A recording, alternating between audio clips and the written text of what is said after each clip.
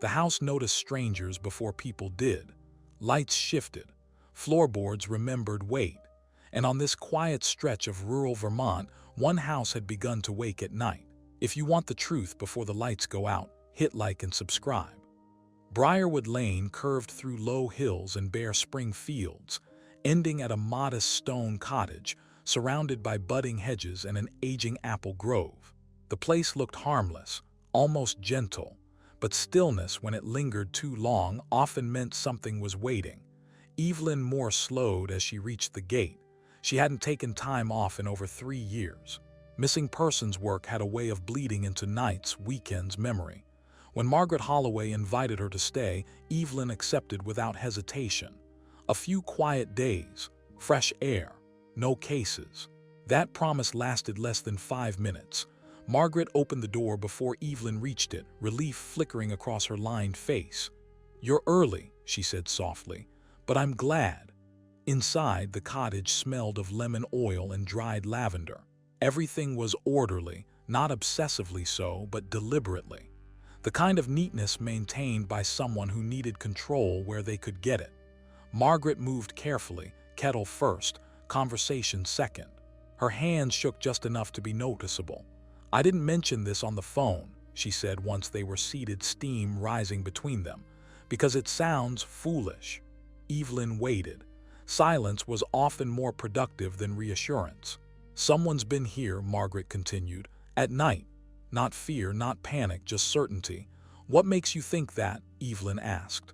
Margaret hesitated, eyes drifting toward the dark hallway. "Things move, not much. A chair. A cupboard door. Once a smell. Lavender but sharper than mine," she swallowed, "and footsteps near the back door." Evelyn didn't react. She catalogued. No forced entry mentioned. No missing valuables, no escalation. "Did you call anyone?" Evelyn asked. Margaret shook her head.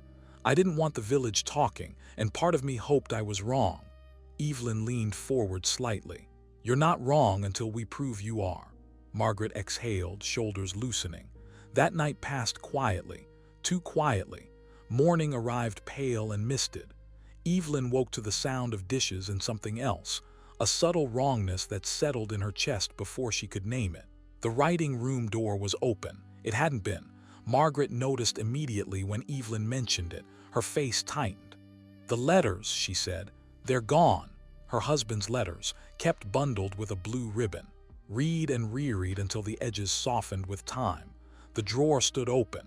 The ribbon lay inside, creased, recently untied. No mess. No rush. Evelyn inhaled slowly. Someone careful had been here, and careful people usually had reasons. Outside, the garden path showed faint footprints near the greenhouse. Narrow, hesitant, recent. The lantern was missing. Evelyn followed the path through thinning fog and found it burning low beneath an apple tree, glass smudged with fingerprints. Nearby, hidden in the greenhouse, she found a blanket, a mug, still warm, and one envelope. A letter written decades ago and left behind on purpose. As dusk closed in, Evelyn stood alone at the edge of the orchard. This wasn't theft. It wasn't vandalism. It was a return, and whoever had come back wasn't finished yet. Morning light slipped cautiously through the cottage windows, as if the day itself wasn't sure it belonged there yet. Fog clung low to the orchard, softening the edges of the trees and muting distance. From the outside, the house looked unchanged. From within, it felt alert. Evelyn rose early. Margaret was already in the kitchen, standing still beside the counter, hands resting on the edge as though steadying herself. She hadn't slept much. That much was obvious. "They really are gone," Margaret said without turning. "I checked again." Evelyn nodded. "We'll take it step by step." Breakfast passed with careful conversation. Weather, the village, neutral ground, but every pause circled back to the same absence, letters that had survived decades, only to vanish quietly overnight. Afterward, Evelyn asked to see the writing room again. Nothing had changed. That in itself was telling. The desk was neat. The window latch secure. No signs of forced entry. The ribbon lay folded where it had been left, creased once in the middle, like a habit remembered by someone else's hands. Evelyn noted the details methodically. The drawer rails showed no damage. The lock worked smoothly. Whoever opened it knew exactly how. She stepped back and let her eyes travel the room. Books untouched, papers aligned, no rummaging, selective removal. "Did anyone ever know about the letters?" Evelyn asked. Margaret hesitated. "My husband did, of course, and one other person," she stopped herself. "But that was a long time ago." Evelyn didn't press. Not yet. Outside, the fog began to lift. Evelyn followed the garden path again, studying the ground more carefully this time. The footprints were clearer in daylight, light tread, uneven spacing, as if the walker paused often, not fleeing, lingering. Near the greenhouse, she noticed something she'd missed before, a scuff mark at the doorframe, old paint disturbed, recent contact. Inside, the air was cooler than it should have been. The blanket lay folded neatly on the bench. The mug sat beside it, clean now, as if washed and returned. Respectful, almost apologetic. Evelyn crouched and looked beneath the bench. More footprints, same pattern, same hesitation. This wasn't someone hiding, it was someone waiting. She returned to the cottage and found Margaret in the sitting room, staring at a framed photograph on the mantel. A younger man stood beside her late husband, arms slung awkwardly over his shoulder. "Who is he?" Evelyn asked quietly. Margaret didn't look up. "His name was Daniel." A pause. "We took him in when he was 16, stayed for years." "And then?" Margaret's fingers tightened. "Then he left." No accusation in her voice, just history. Evelyn glanced toward the hallway, toward the back door. "If Daniel came back," she said carefully, "would he still know the house?" Margaret closed her eyes. Every inch of it. That evening, Evelyn stayed awake. She turned off the lights, sat in the dark, listened. Just past 11, the orchard shifted. A shape moved beyond the glass, slow, uncertain.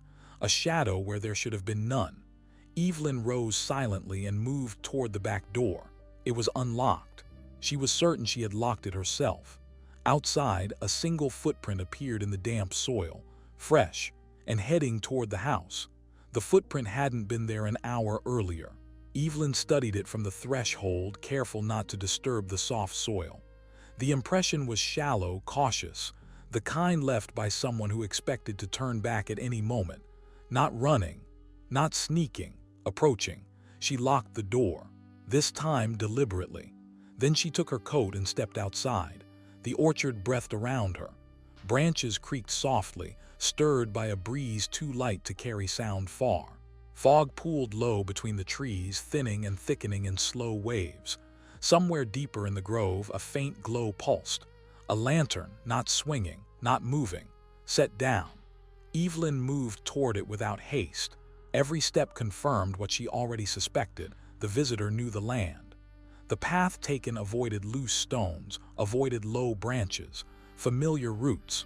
The lantern stood at the base of an apple tree, flame low but steady. Its glass bore fresh smudges. Nearby, the soil showed a cluster of footprints, circling, stopping, resuming. Indecision made visible. Evelyn crouched. One print overlapped another. Same shoe, different moments. This wasn't a single visit. Someone had been coming back. She lifted the lantern and followed the trail as it curved away from the tree line and toward the greenhouse. The door stood ajar. Inside, the smell of damp earth mixed with something older, wool perhaps. The blanket lay folded again, more carefully than before. A small stack of envelopes rested beside it. Not hidden, placed. Evelyn picked them up. They were the missing letters, all of them, returned intact, except one. She scanned the bench, the shelves, the floor. Nothing else disturbed. No trash. No signs of searching. Only a decision reversed. Outside, the fog shifted. A sound carried through the orchard, not a footstep but fabric brushing bark. Someone moving just out of sight. Evelyn extinguished the lantern and set it down. Then she waited. The figure emerged slowly between the trees, tall, thin, coat hanging loose on narrow shoulders. He stopped when he noticed the darkened greenhouse, as though sensing the change. He didn't run, didn't hide. He simply stood there, head lowered, hands at his sides, braced for something he had delayed for years. Evelyn stepped into view. The man flinched. "I'm not here to hurt you," she said quietly. He swallowed. "I know." His voice was rough, unused. She didn't move closer. "You've been sleeping in the greenhouse." A nod. Shame flickered across his face. "You took the letters," she continued. "Then you brought them back." "I never meant to keep them," he said. "Just remember." Silence stretched. "What's your name?" Evelyn asked. The man hesitated, eyes lifting to the cottage windows glowing faintly in the distance. "Daniel," he said at last. "Daniel Holloway." Evelyn felt the last piece settle into place. Before she could speak again, a light switched on inside the cottage. A shadow crossed the curtain. Someone was awake. Daniel's breath caught. "She can't see me," he whispered. But it was already too late. The front door opened, and Margaret stepped out into the night. Margaret stopped on the porch, the light behind her spilling into the orchard like a held breath. Daniel stepped back instinctively, retreating into shadow. Not fear, habit, years of it. Evelyn moved first. "It's all right," she said, gently but firmly. "No one is in danger." Margaret's eyes searched the dark until they found the outline of a man standing between the trees. For a moment, she didn't speak. Her face tightened, not with anger but with disbelief. Then she turned back inside without a word. The door closed. Daniel exhaled shakily. "I shouldn't have come." "You already did," Evelyn replied. "Running now would only reopen the wound." He said nothing. The next morning, Evelyn left early for the village. If Daniel Holloway had returned, someone would have noticed.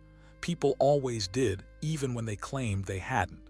The village of Alder Creek consisted of one main road, a post office, a small market, and a cafe that doubled as a rumor exchange. Evelyn started where information passed hands most often. At the post office, the clerk, a middle-aged woman with sharp eyes and practiced politeness, recognized the name immediately. "Holloway," she said. "That takes me back." She leaned in slightly. "He used to collect mail for Mrs. Holloway years ago. After he left, no one ever came for letters under his name again, until last week." Evelyn's attention sharpened. "Someone did," the clerk nodded. "Didn't say a word. Just checked the box," shook his head, and walked off toward the fields. Next came the market. The owner confirmed it. A thin man, quiet, bought bread once, paid in cash, didn't linger. "Did he say where he was staying?" Evelyn asked. The man shook his head. "Didn't look like someone staying anywhere, sleeping rough, keeping distance." The cafe provided the final piece. An older woman near the window spoke without lowering her voice. "If it's Daniel you're asking about, he never meant harm. He just never thought he deserved to come back."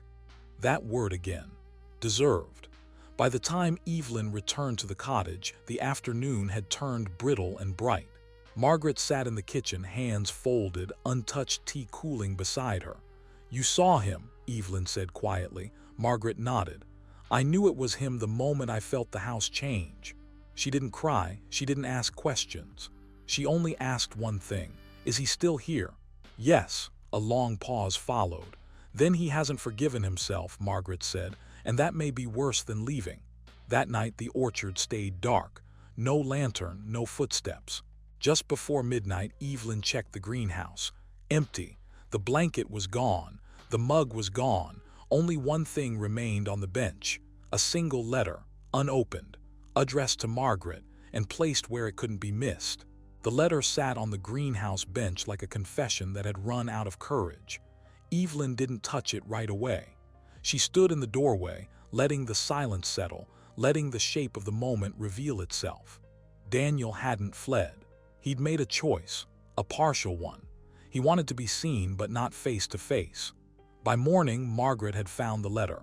She didn't open it. She carried it into the kitchen, set it beside her teacup, and left it there untouched while she moved through her routine with careful precision. Dishes washed, bread sliced, curtains adjusted, control reclaimed where it could be. Evelyn watched without comment. "Do you want me to read it first?" she asked eventually. Margaret shook her head. "No. If it's his voice, I want to hear it when he's ready to speak." The day passed slowly. No sign of Daniel, no movement in the orchard. Even the birds seemed quieter than usual. By dusk, the tension had returned, not fear this time, but anticipation. Evelyn prepared quietly. She locked the doors early, left the back lamp off. Then, just before 11, she unlocked the back door again and left it slightly ajar. An invitation, not a trap. She waited in the sitting room, lights low, chair angled toward the hallway. Margaret had gone to bed, though Evelyn doubted she was sleeping. Near midnight, the orchard shifted. A footstep. One. Then another. The back door creaked. Evelyn didn't move. Daniel stepped inside slowly, hat in his hands, posture tight as wire. He froze when he saw her, breath caught halfway between apology and retreat. "She knows," Evelyn said quietly. "She's known for a while," he nodded, eyes downcast. "I figured. You left her a letter. I couldn't leave without saying something, even if she never read it." Evelyn studied him. He looked thinner in the lamplight, older than his years. Like someone who had carried the same argument inside his head for far too long. "You can still leave," she said. "But this is the last clean chance you'll get." Daniel swallowed. "I don't want clean. I want honest." Evelyn rose and crossed the room, opening the hallway door just enough for light to spill through. "Then stop standing in doorways," she said. "You've done that long enough."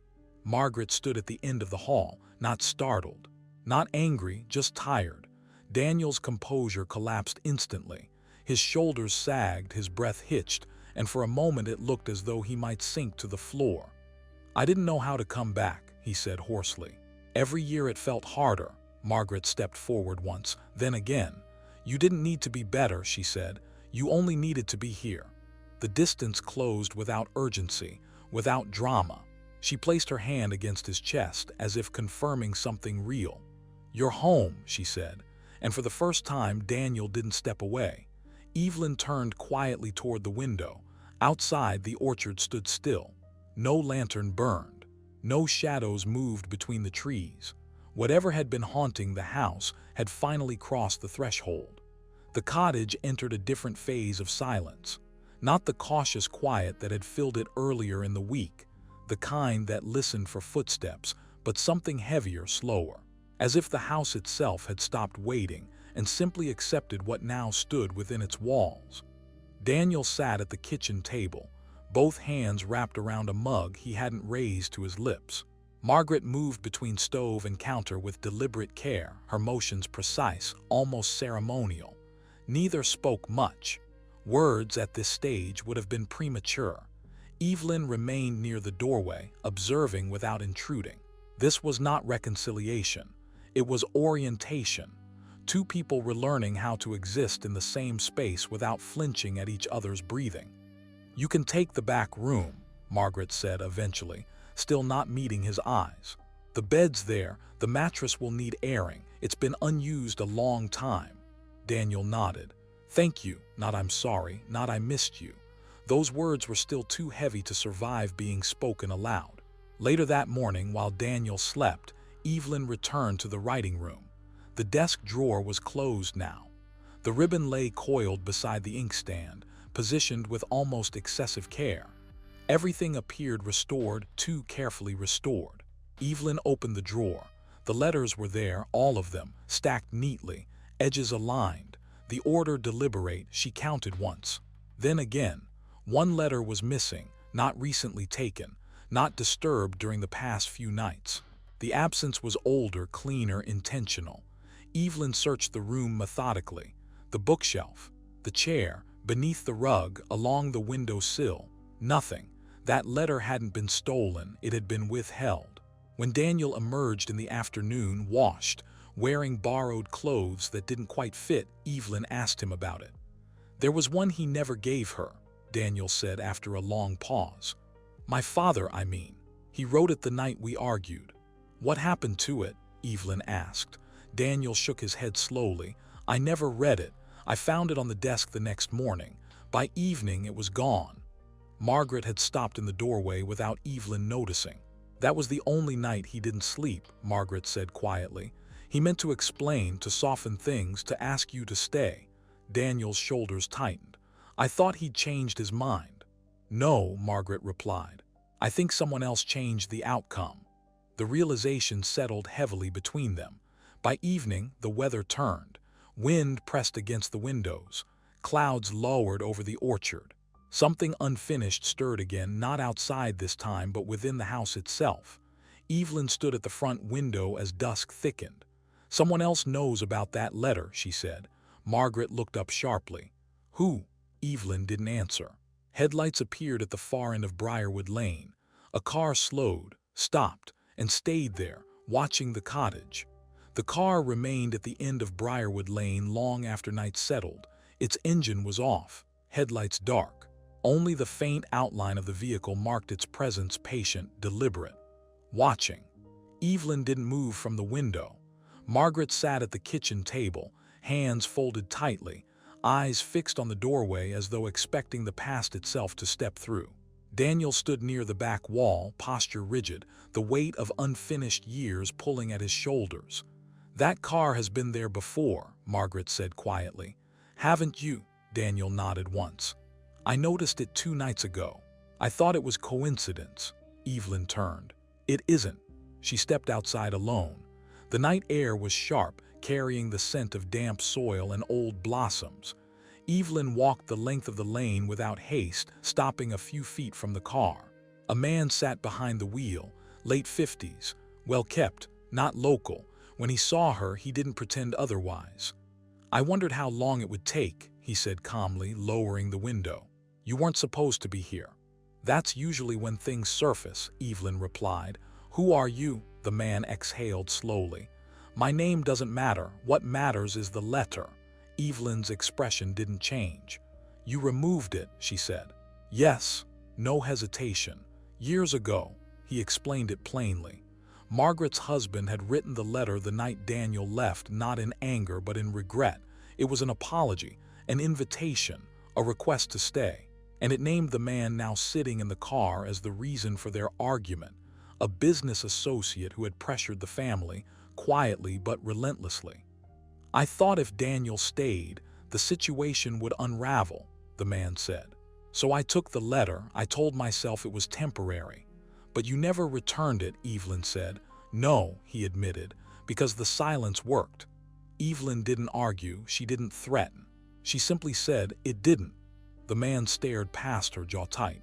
"I kept the letter all these years. When I heard Margaret still lived here, I wanted to make sure it stayed buried." "Then why come back now?" Evelyn asked. He hesitated. "Because Daniel came back." Inside the cottage, Margaret listened. When Evelyn returned and explained, Margaret stood without a word and walked to the writing room. She opened the desk drawer, then the hidden compartment beneath it, untouched for decades. Inside lay a folded envelope. The letter had never left the house. Her husband had written 2, one removed, one hidden. Margaret opened it slowly. Daniel watched her face change as she read, grief giving way to understanding, then relief. "He wanted you to stay," she said softly. "He always did." Daniel closed his eyes, breath unsteady. The man in the car left before dawn. No confrontation, no authorities, just a quiet departure. By morning, the cottage felt whole. Sunlight filled the kitchen, the orchard stirred. Life resumed its ordinary rhythm. At the gate, Evelyn prepared to leave. "You didn't fix anything," Margaret said gently. "You just let the truth breathe." "That's usually enough," Evelyn replied. Daniel met her gaze. "If you hadn't come, she would have waited," Evelyn said, "and you would have returned anyway." As Evelyn walked down the lane, she looked back once. The house stood still, peaceful, no longer waiting. If you stayed with this story to the end, subscribe and like and tell me this. Should some truths stay buried, or do they always find their way home?